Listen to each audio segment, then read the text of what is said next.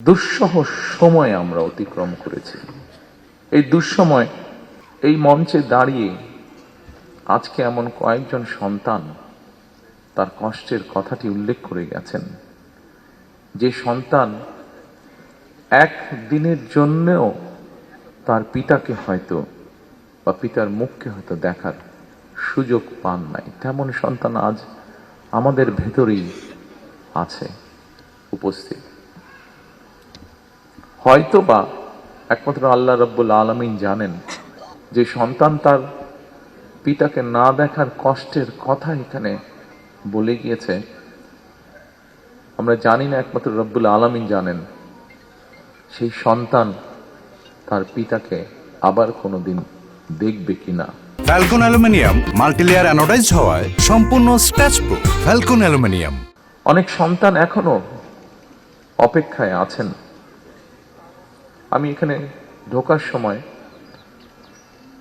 মায়ের ডাকের পক্ষ থেকে কতগুলো ফটো এক্সিবিশনের মতন এক্সিবিট করা হয়েছে ওখানে। সেখানে একটি ছবি দেখেছি।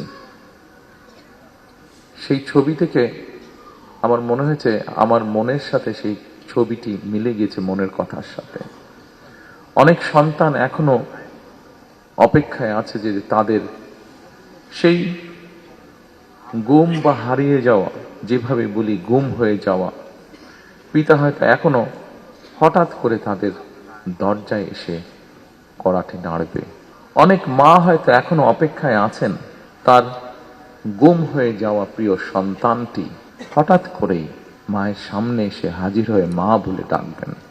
গুম, খুন, অপহরণের শিকার এইসব মানুষের শোকাতুর পরিবারগুলোর আশা ভাষা হয়ে কাজ করে যাচ্ছে একটি সংগঠন, মায়ের ডাক।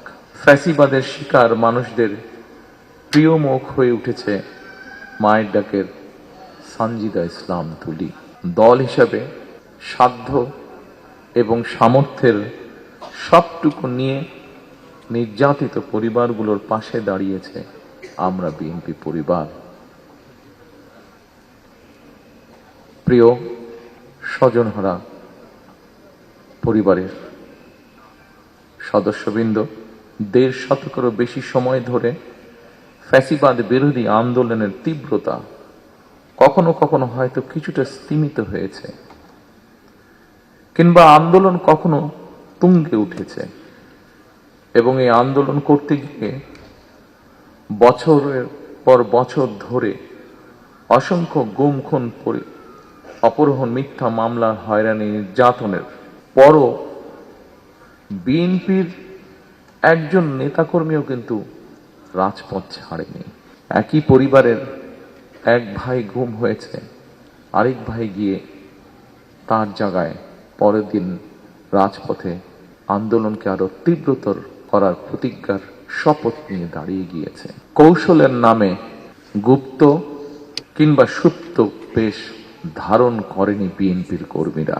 আমি বিশ্বাস করি, দৃঢ়ভাবে বিশ্বাস করি, যে দলের নেতাকর্মীরা অন্যায়ের বিরুদ্ধে এ ধরনের আপোষহীন ভূমিকা রাখতে পারে, সেই দলের বিরুদ্ধে ষড়যন্ত্র কিংবা অপপ্রচার চালিয়ে কেউ এই দলকে দমন করে রাখতে পারবে না ইনশাআল্লাহ।